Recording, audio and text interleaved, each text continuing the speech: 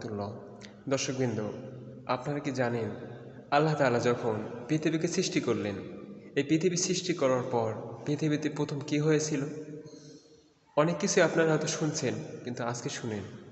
পৃথিবীতে আল্লাহ তাআলা যখন প্রথমে পৃথিবী সৃষ্টি করলেন, সৃষ্টি করার পর দেখলেন এই ভূমিগুলো কাঁপতেছে, তখন আল্লাহ তাআলা পাহাড় সৃষ্টি করলেন।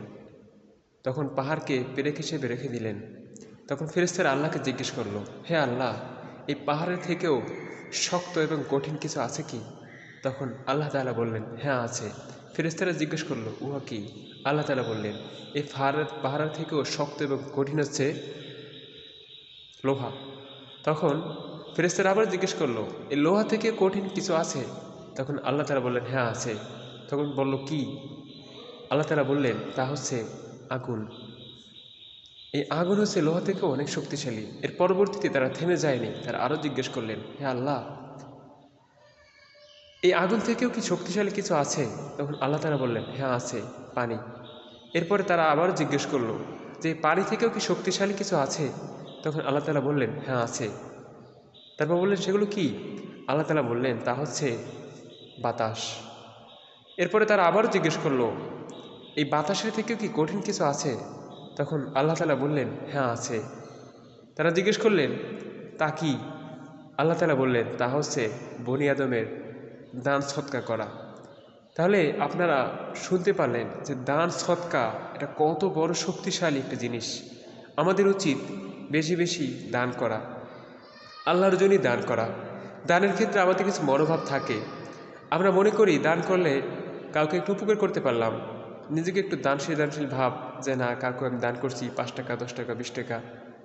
এই উদ্দেশ্যে আমাদের দান করা উচিত নয়, বরং দান করা উচিত হচ্ছে আমাদের এভাবে যে আমি আমাকে উপকার করতেছি।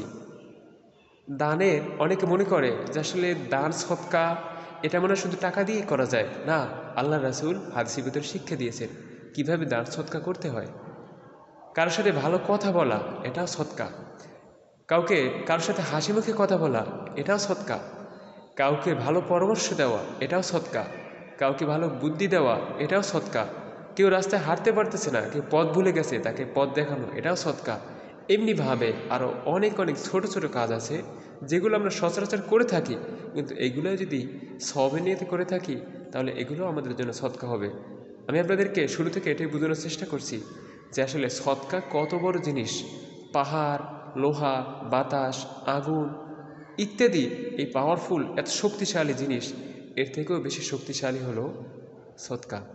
আজকে জুমার দিন, আপনারা যারা পুরুষ রয়েছেন তারা অবশ্যই মসজিদে তাড়াতাড়ি যাবেন, আর যারা আমার মা বোনেরা রয়েছেন তারা অবশ্যই নামাজের জন্য প্রস্তুতি গ্রহণ করবেন এবং আপনাদের বাচ্চাদেরকে, সন্তানদেরকে, ঘরের পরিবার সদস্য যারা নামাজের জন্য উপযোগী তাদেরকে মসজিদে যাওয়ার জন্য সুযোগ করে দিবেন। আল্লাহ তাআলা সবাইকে আমল করার তৌফিক দান করুন, আমিন।